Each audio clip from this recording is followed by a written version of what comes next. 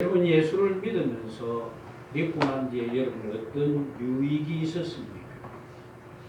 사실 예수를 믿고 살아가지만 믿지 않을 때나 믿을 때나 사람과의 관계 속에서 우리는 많은 다치기도 하고 상처를 주기도 하면서 살아갑니다. 그렇다고 해서 우리가 예수 믿는데 뭔가 덕이 되면 좋겠는데 도리어 안 믿을 때보다 도리어 내가 손해를 보아야 하는 일들이 더 많이 있습니다.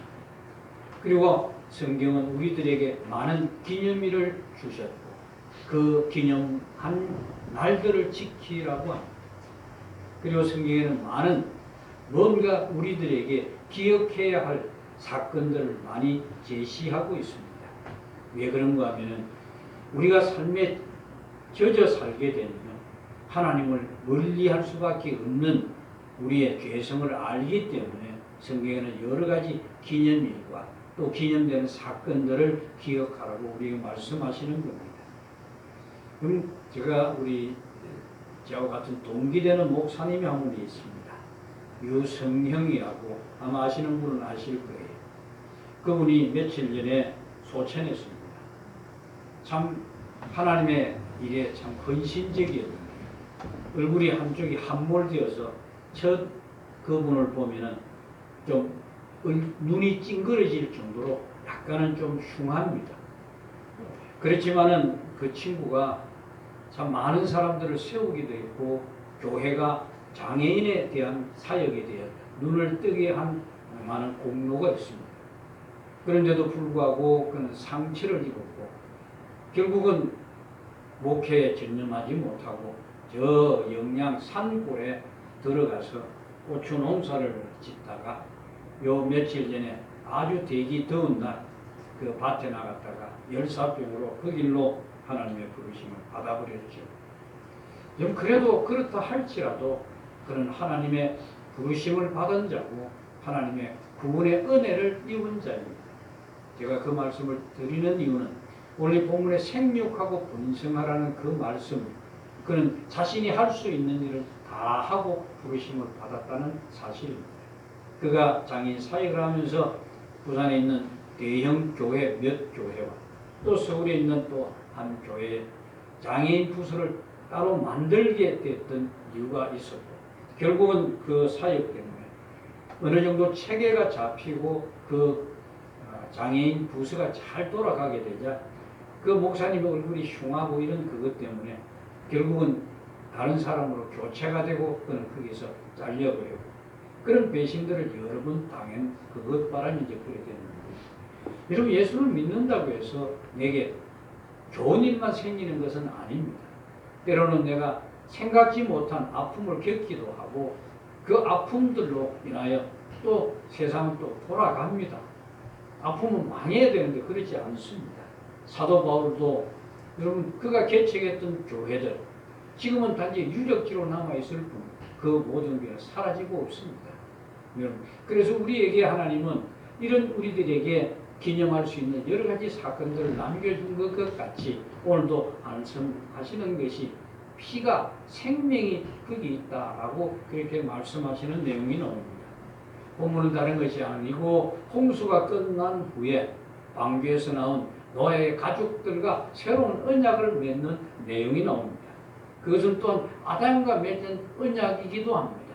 1절 다시 보시면은 중간에 생육하고 번성하여 땅에 충만하라 라고 노아와 그의 가족들에게 하나님의 말씀을 하십니다. 그럼 이 말씀은 아담에게 하신 언약과 동일한데 뭔가 하나가 틀린 것이 여러분 눈에 들어오십니까? 어떤 중요한 요소가 하나 바뀌어 버렸습니다. 1장 28절에 보시면은 아담에게 명령하실 때는 생육하고 번성하고 땅에 충만하라. 그 다음에 나오는 땅을 정복하라 그러십니다. 그런데 노아에게 하는 이야기는 땅에 충만하라로 여기서 끝나버립니다. 왜 그럴까요? 왜 땅을 정복하라는 말씀이 빠졌을까요? 그럼 땅을 정복하라는 말은 땅을 지배하라는 것 아닙니까? 모든 것을 다스리라는 이야기인데 왜 하나님께서 이 명령을 노아와의 언약에서는 빠뜨렸을까요? 여러분 그 이유를 한번 생각해 보시기 바랍니다. 왜 그랬을까? 그것은 땅에 대한 지배권은 타락하기 전에 아담에게 하나님이 위임해 주셨습니다. 그러나 그가 죄로 인해서 모든 것이 저주 아래 떨어지게 되냐 그 권리를 박탈당해 버린 겁니다. 이제 땅의 지배권은 다 잃어버렸습니다. 그럼 이거 언제 회복합니까? 죄를 용서하셨다고 한다면 이제는 회복되어야 되지 않겠습니까? 그 회복이 바로 3장 15절에 여인의 후손이 올 때 그때야 비로소 회복될 수 있습니다. 하나님께서 아담에게 주신 땅에 대한 지배권을 상실하였다는 것은 분명히 밝히고 있고 이 특권이 누구에게 가느냐? 바로 여자의 후손이신 예수 그리스도 성육신 하신 분 그분께서 온전히 회복해 할 것을 말씀합니다. 이것을 누구의 입을 통해서 말씀하시느냐? 이사야 선지자의 입을 통해서 우리들에게 말씀하시죠. 그 말씀이 이사야 9장에 나옵니다. 한번 찾아보시기 바랍니다. 이사야 9장입니다. 구약 성경입니다.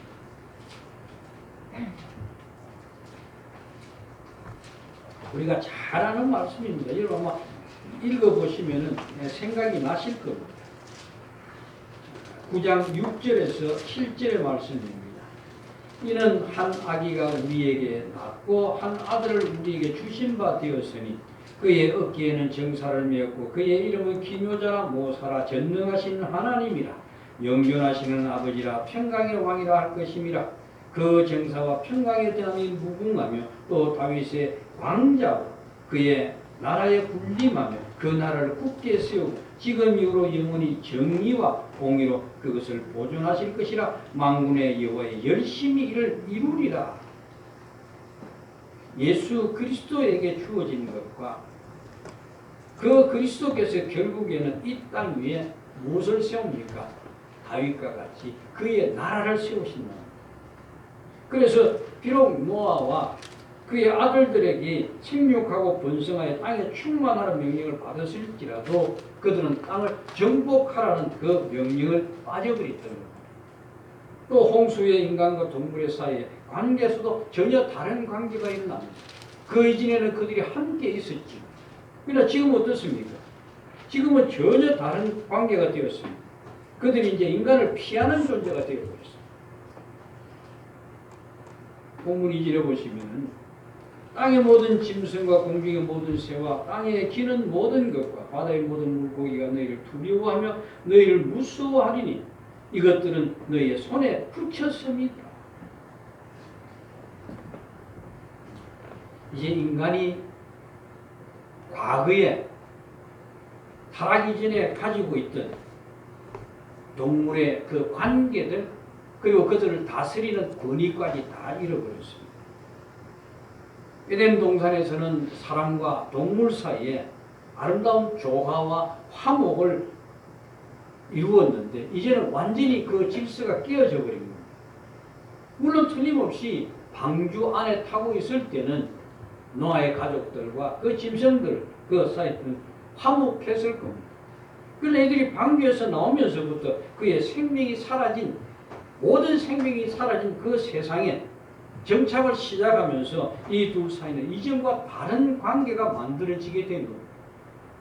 심판 이전의 화목이 아니라 이제는 서로가 서로를 두려워하는 그런 관계가 되어버렸습니다.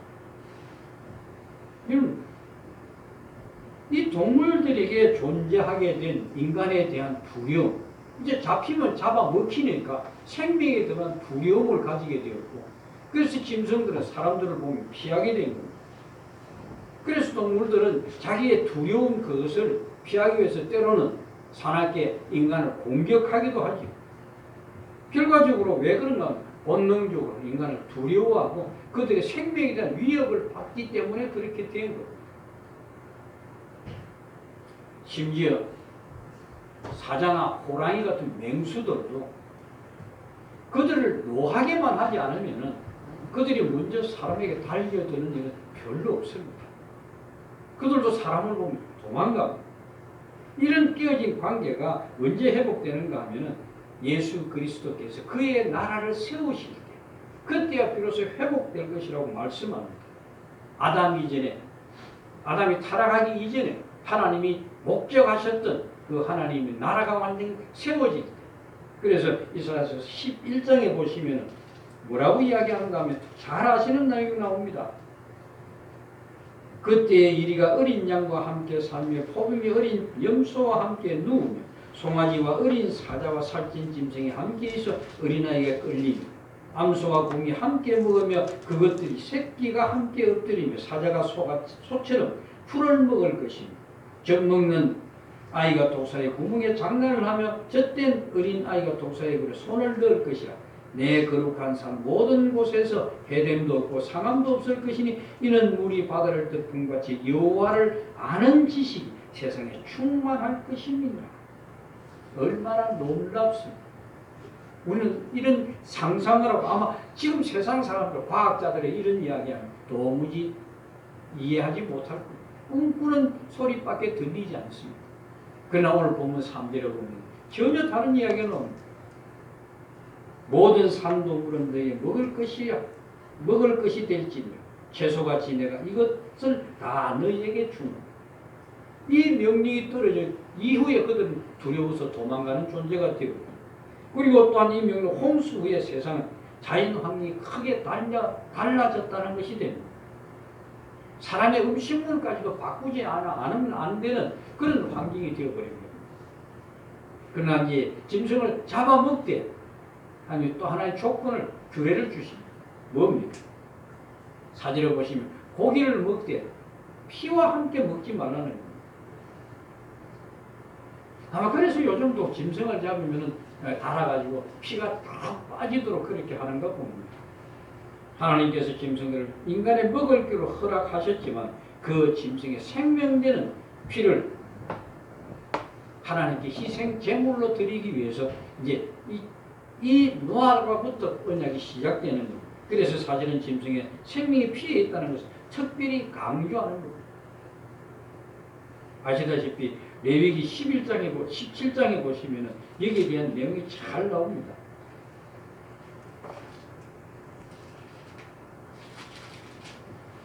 17장 2절에 보시면 아론과 그의 아들들과 이스라엘 모든 자손에게 말합니다. 그들에게 이르기를 여호와의 명령 이러하시다 하라. 쭉 이제 내용이 나오는데요. 22절에 가시면 뭐라고 말씀? 25절입니다.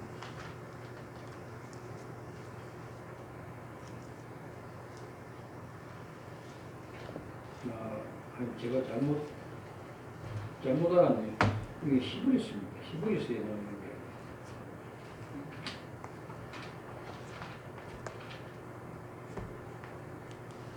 히브리서 9장입니다. 제가 잘못 말씀드렸습니다. 9장 2절에 보시면은 25절입니다.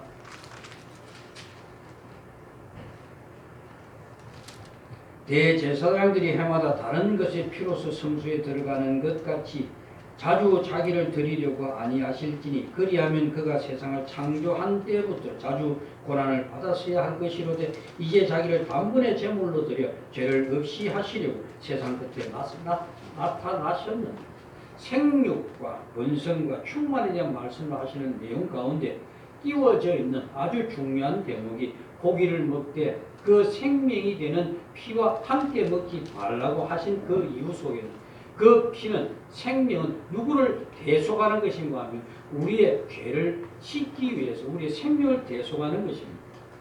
그래서 하나님은 그 피에 대해서 아주 강력하게 우리에게 말씀하는데 그 중에서 사람의 피를 흘리지 말 것에 대해서 이야기하죠. 이것을 보면 생명과 번성의 땅에 충만하는 문제가 생명과도 연결되어 있음을 알 수 있습니다. 그러므로 본문의 피는 어떻게 생육과 번성과 충만과 연결되어 있는가를 이해하는 것이 굉장히 중요합니다. 맨 처음 생육하고 번성하고 땅에 충만한 명령은 아담에 주신 언약의 내용이지. 이제 타락한 이 후손들에게 이제 새로운 생명을 허락한 것은 다른 것이 아닙니다. 피를 통해서 그들에게 생명을 허락하신 겁니다. 그래서 하나님께서 노아가 정결한 짐승으로 잡아 하나님께 드렸을 때 그 노아는 어떤 생각을 했을까요? 모든 짐승들과 생명이 있는 모든 것이 다 홍수로 다 죽어버렸고 이제 배가 땅 위에 서게 되고 그들이 땅을 딛고 서면서 어떤 생각을 했겠습니까? 그들이 무엇 때문에 살은 겁니까?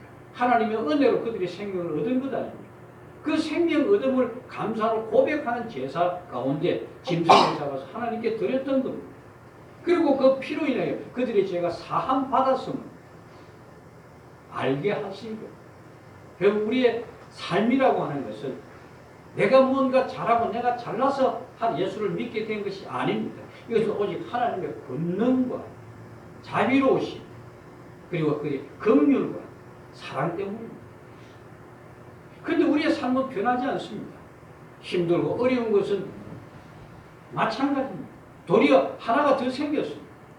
이전에는 내가 잘못해서 내가 덕이 되는 것은 좋은 것으로 여겼던 그것이 이제는 하나님을 알고 난 이후부터는 남을 피해를 입혀가면서 남을 속여가면서 하는 것이 죄라는 것을 알게 되었습니다. 그리고 이제는 마음이 편치 않습니다. 그것이 예수 믿은 자의 삶에 달라진 모습입니다. 그럼 우리의 삶이 좀 넉넉하고 부유해지고 잘 풀려야 되지 않습니까? 근데 그게 그렇지 않습니다.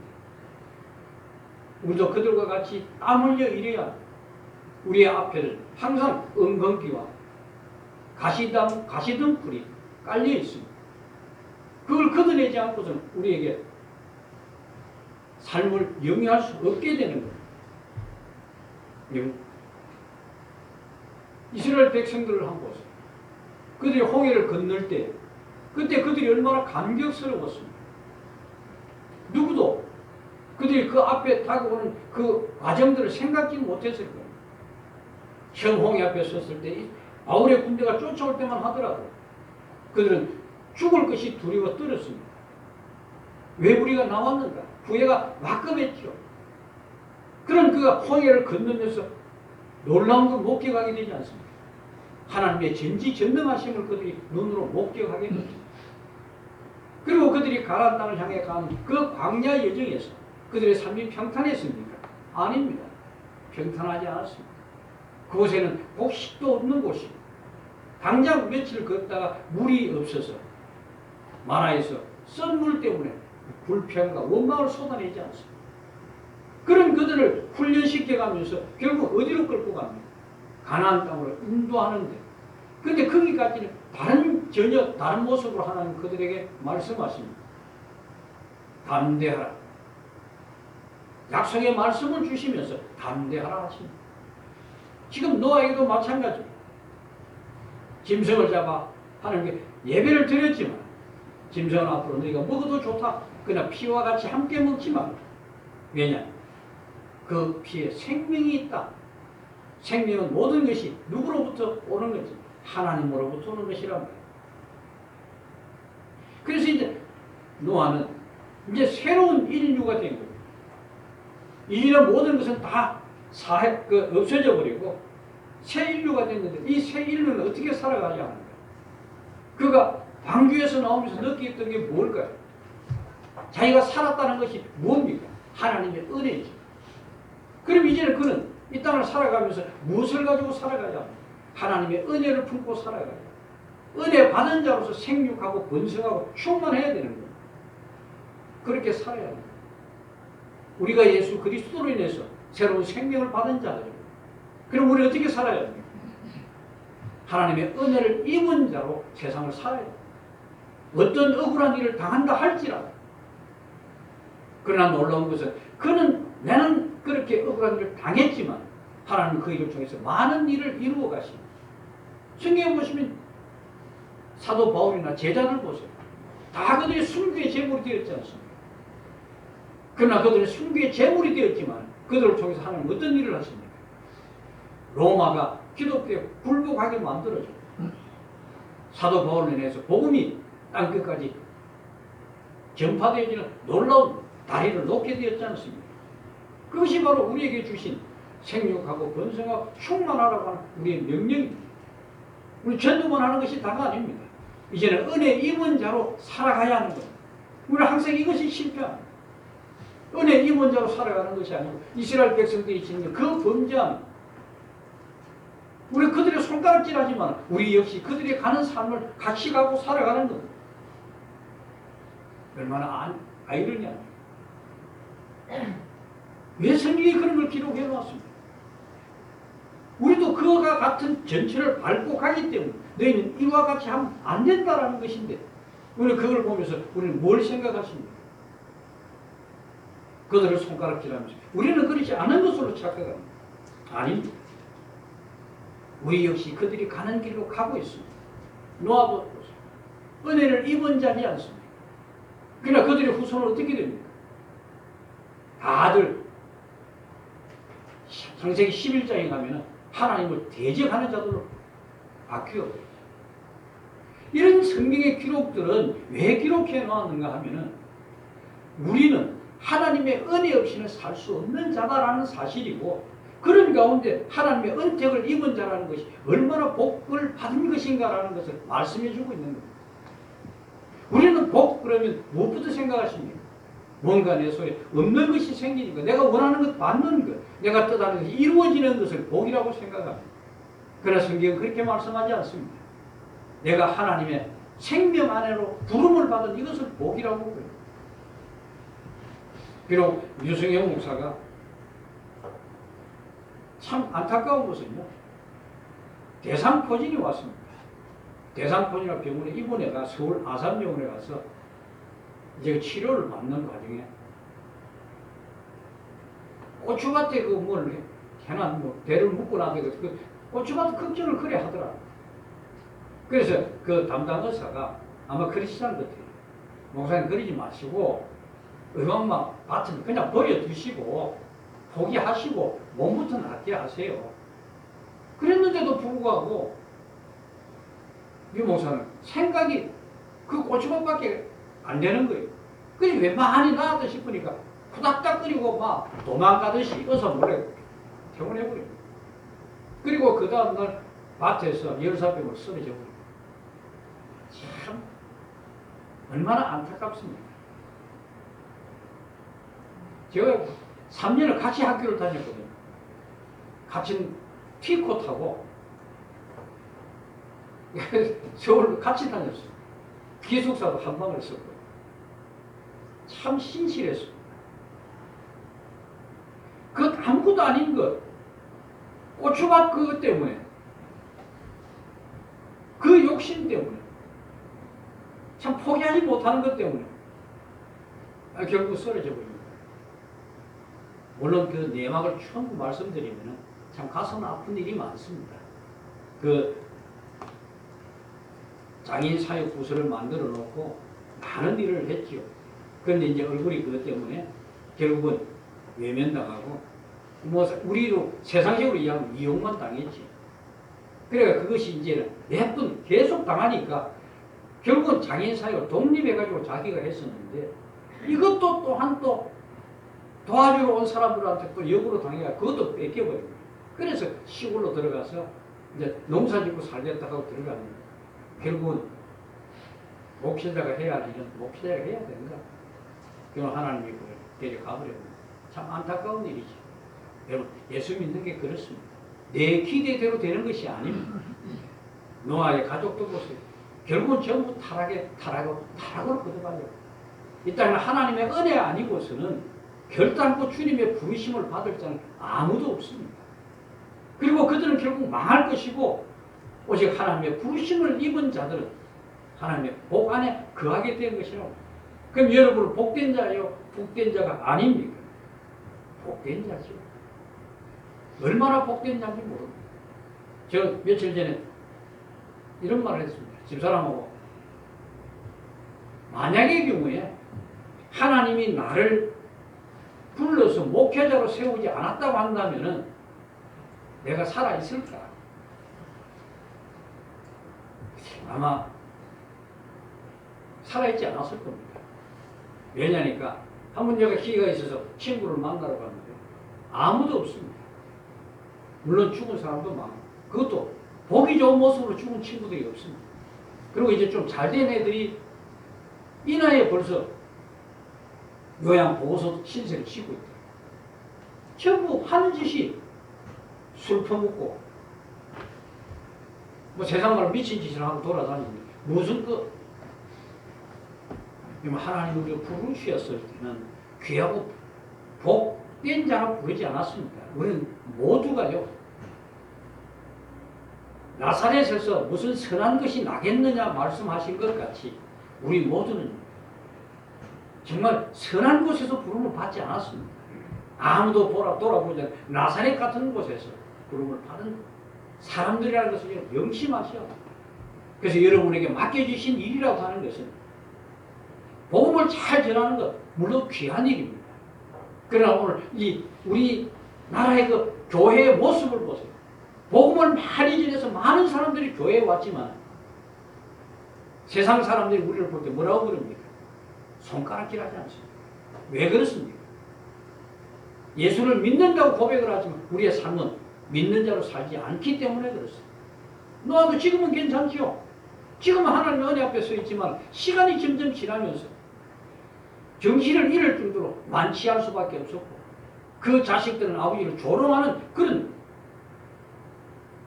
모습으로 서지 않았습니다.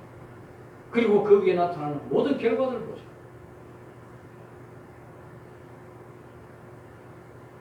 우리는 예수 그리스도의 피로 생명을 얻은 사람들입니다. 그리스도가 아니면 우리는 외형적으로 볼 때 모두가 저주 아래 떨어진 자들입니다. 이처럼 그리스도에 의해서 생명을 보존받은 자들이란 말입니다. 그런데 우리가 은혜를 멸시할 수 있습니까? 그럼 우리가 언제 은혜를 멸시했는가? 우리 멸시한 적 없지만 말씀에서 우리 자신을 비추어 볼 때 은혜를 멸시하고 살아가고 있습니다. 어떻게? 하나님을 섬기는 자가 아니라 내가 중심이 돼서 살아가고 있기 때문에 그렇습니다. 여러분 우리에게 피를 함께 먹지 말라고 한 것이나 우리에게 주의를 지키라고 한 것이나 절기를 주신 것입니다. 저번 주에도 말씀드렸습니다만 맥주질이나 수장질이 중요한 것이 아니고 그 절기를 통해서 우리가 생명이 어디서부터 왔는가라는 것을 기억하는 것. 6월절을 빼고는 안 된다고 말씀을 드렸죠. 우리가 주의를 지키는 것도 마찬가지입니다. 왜 주의를 지켜야 하는가? 이 주의를 통해서 예수 그리스도의 피를 기억하는 것. 그리고 우리가 생명을 얻었다는 것을 되돌아보게 하는 겁니다. 그래서 여러분들이 은혜를 아는 자로 이 땅에 생육하고 번성하고 충만해야 하는 것. 그것이 우리에게 주신 소명입니다. 내가 할 일이 뭐냐? 그것이 할 일입니다. 내 생각을 고치고 내 중심에서 하나님 중심으로 바꾸셔야 하고 그런 생각을 가지고 교회 안에서 서로가 섬기고 하나 되어야 됩니다. 오늘 교회는 많이 성장하고 크게 아름다운 교회를 가지고 있지만 연합된 모습은 전혀 없는 이런 모습. 물론 우리가 쾌어 축제를 보면서 그 반대편에서 반대 집회를 하는 걸 어제 뉴스를 봤습니다만 그게 중요한 것이 아닙니다. 세상은 그렇게 갑니다. 갈 수밖에 없습니다. 왜냐? 성경이 말씀하고 있기 때문에. 그럼 이게 중요한 것은 뭐냐? 교회가 그것을 닮아가면 안 되는 겁니다.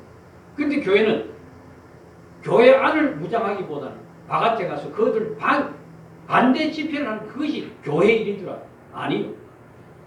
우리는 그 피를 간직한 자로 교회 안에서 그 죄들이 들어오지 않게 지켜내야 하는 거예요. 그게 여러분 할 일이라고. 또 그리고 여러분들이 삶 속에서 은혜 받은 자로 살아가는 그게 여러분이 할 일. 그런 분들이 되어서 여러분을 통해서 하나님의 이름이 영광스럽게 되는 그런 분들이 되시기를 축복합니다. 기도하겠습니다. 거룩하신 우리 아버지 하나님, 우리의 부족을 용서하시고 우리의 생각을 고쳐주시고 진실로 우리를 통하여 주의 명령하심이 이루어질 수 있도록 사랑하는 자를 붙들어 주시고 인도하여 주옵소서. 감사드리며 예수님 이름으로 기도합니다.